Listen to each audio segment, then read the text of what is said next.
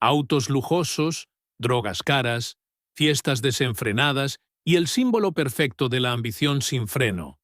Jordan Belfort, el lobo de Wall Street. Para algunos, un ícono del éxito. Para otros, el ejemplo de la avaricia sin límites. Pero la pregunta que pocos se hacen es, ¿realmente conocemos al verdadero Jordan Belfort o solo al personaje que Hollywood nos vendió? Hoy te contaré lo que la película no muestra y cómo la codicia transformó su éxito en una de las mayores estafas de la historia. Prepárate, porque lo que vas a escuchar va mucho más allá de «Véndeme este bolígrafo».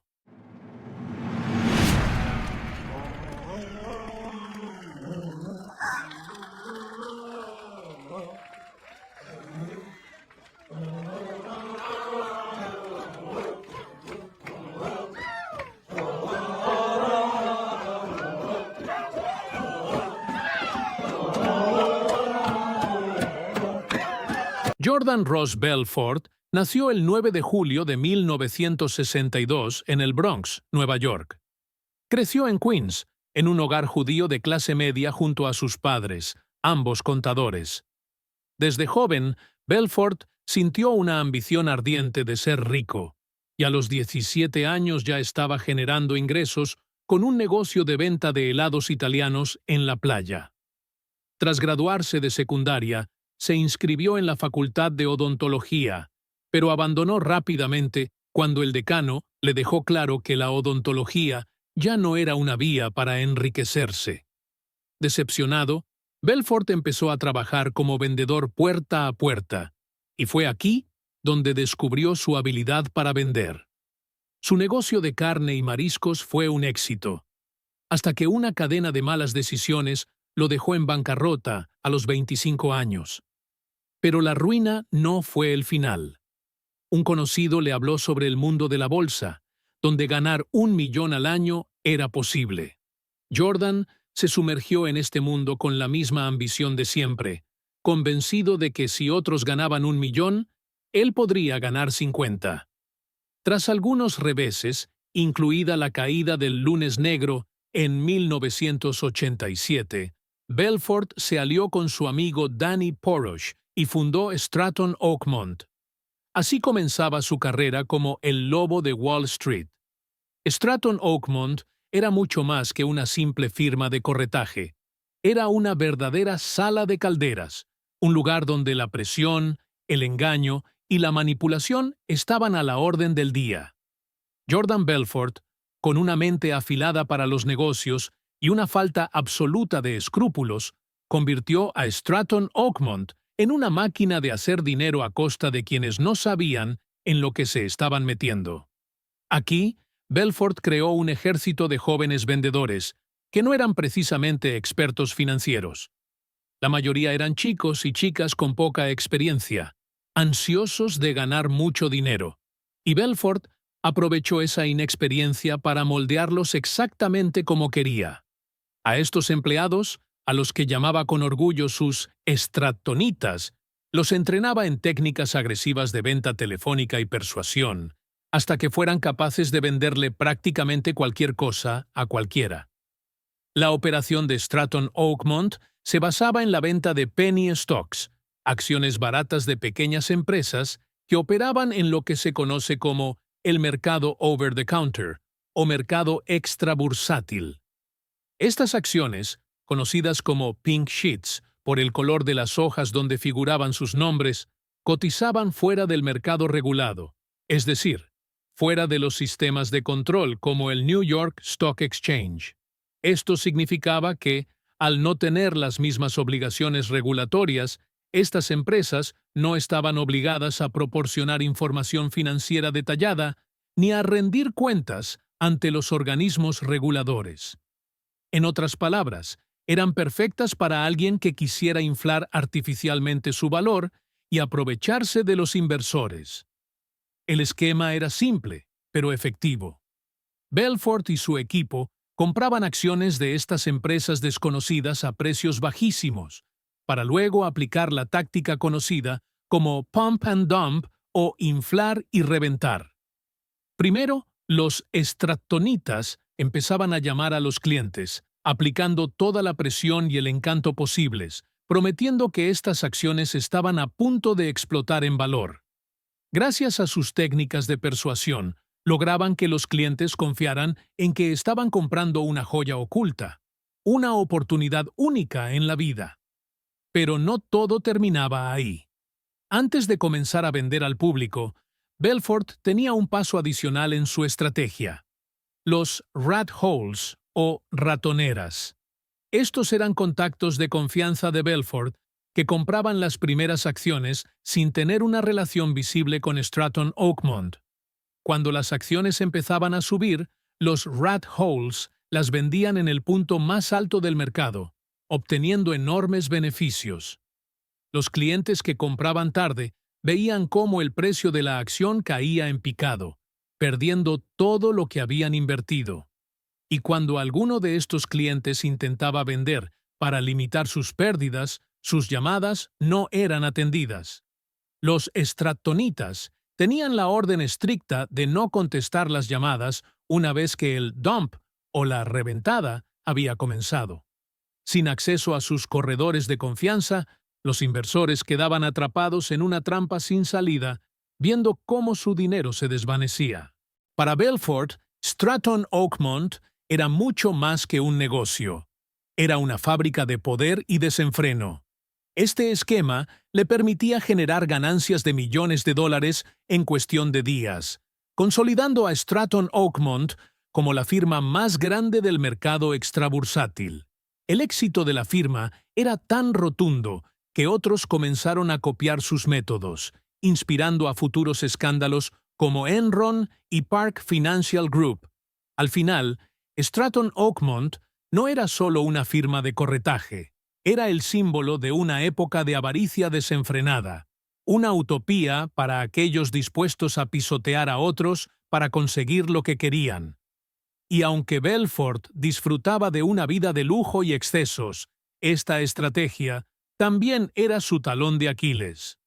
Los organismos de regulación se dieron cuenta del impacto que esta sala de calderas estaba teniendo en el mercado y empezaron a vigilarlo de cerca. Pero mientras tanto, Stratton Oakmont seguía haciendo lo que mejor sabía hacer: enriquecer a sus socios a expensas de todos los demás. A medida que Stratton Oakmont prosperaba, el estilo de vida de Jordan Belfort se volvía más salvaje, y sus excesos parecían no tener límite. Con tan solo 34 años, Belfort ya había llevado a más de 20 empresas a salir a bolsa, y su fortuna personal alcanzaba cifras descomunales. Pero Belfort no estaba interesado en guardar su dinero. En lugar de eso, lo derrochaba en extravagancias que desafían la imaginación. Las fiestas en Stratton Oakmont eran legendarias, y su vida personal se sumergió en un frenesí de drogas, alcohol y vicios.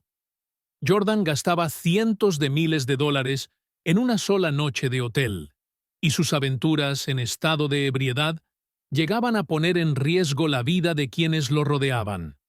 Una de sus anécdotas más infames ocurrió cuando intentó aterrizar su helicóptero en su propiedad, estando tan drogado que apenas podía percibir la profundidad. Nadie a su alrededor parecía sorprendido. Al contrario, muchos lo veían como parte del personaje excéntrico y arriesgado que se había creado. Sus excesos no solo quedaban en tierra. En una ocasión, envió una cantidad importante de drogas en un vuelo del Concorde hacia Londres, incapaz de soportar la idea de quedarse sin ellas. Uno de sus mayores símbolos de derroche fue el yate Nadine, nombrado en honor a su segunda esposa, la modelo británica Nadine Caridi. El yate, que originalmente había sido propiedad de Coco Chanel, estaba valorado en millones de dólares. Pero eso no impidió que Belfort pusiera en riesgo su joya marina. Desoyendo las advertencias del capitán sobre una tormenta en el Mediterráneo, insistió en zarpar. El resultado fue trágico. El yate se hundió frente a las costas de Cerdeña.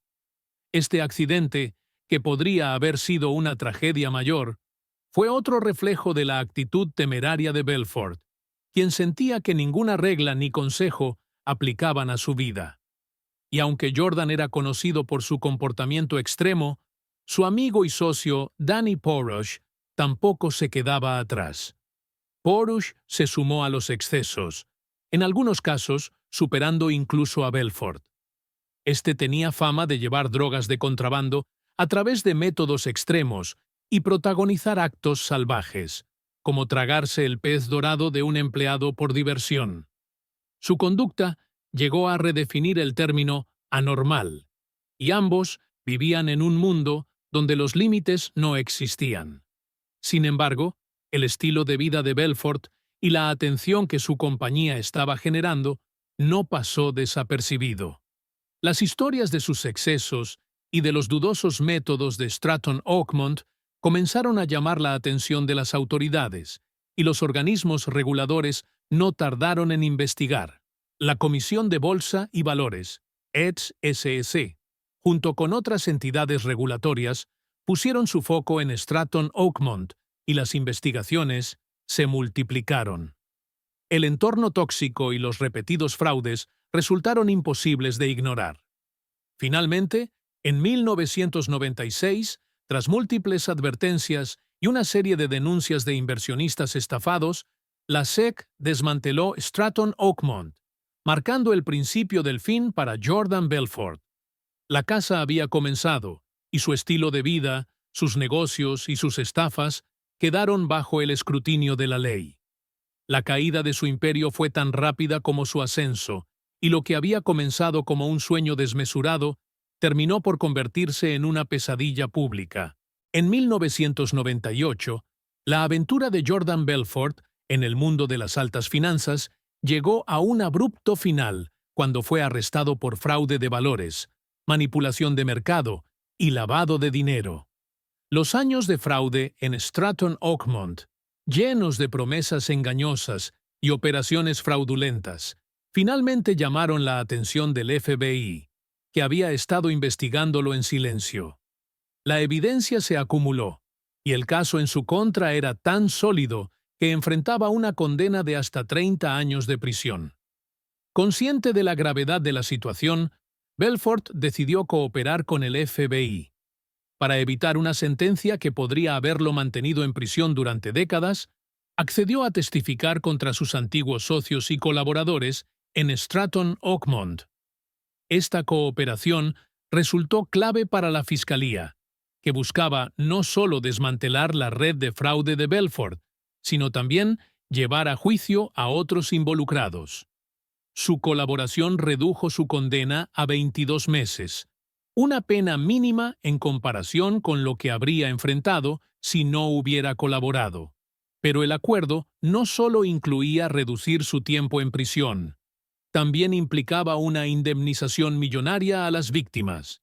Belfort fue condenado a pagar $110.400.000 a aquellos a quienes había defraudado, una cifra que hasta hoy sigue siendo un peso en su historial, pues ha reembolsado apenas una fracción de esta cantidad.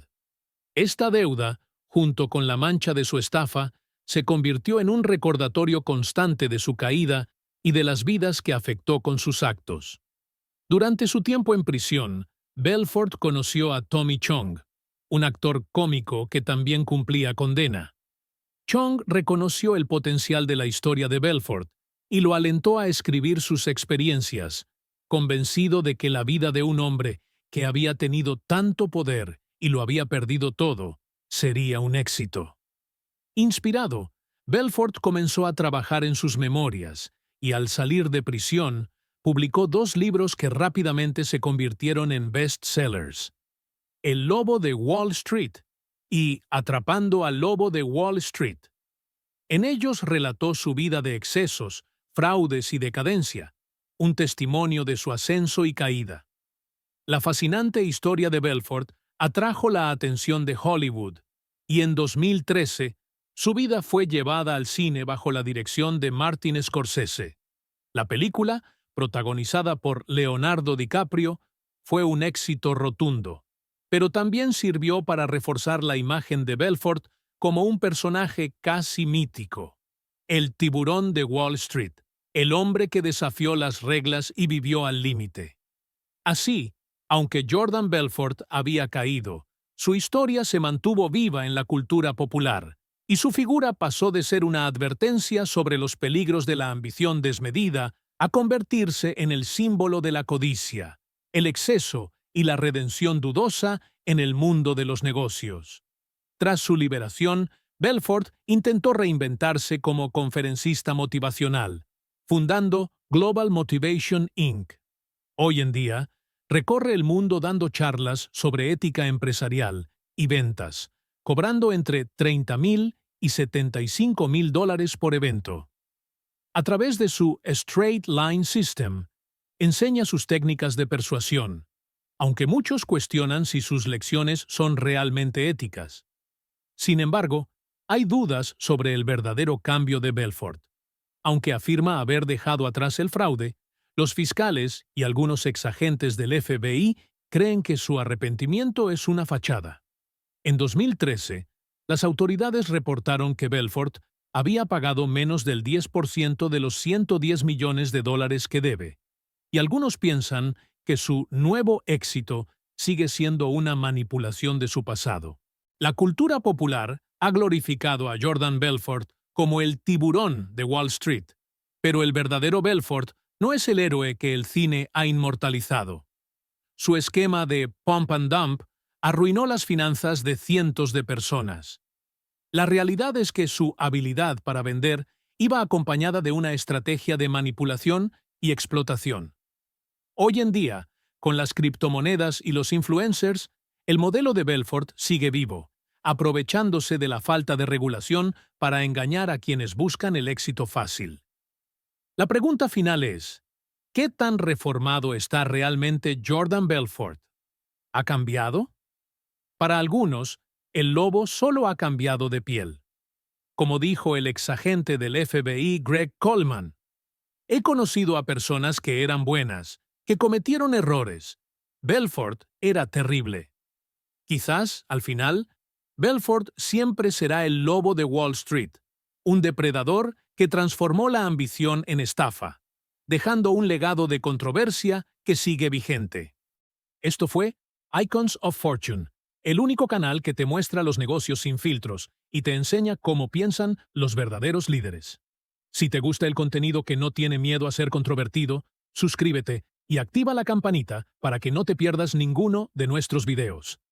Aquí hablamos de negocios reales, de gente que sabe jugar el sistema para ganar. ¿Quieres ser parte de eso? Entonces ya sabes lo que tienes que hacer.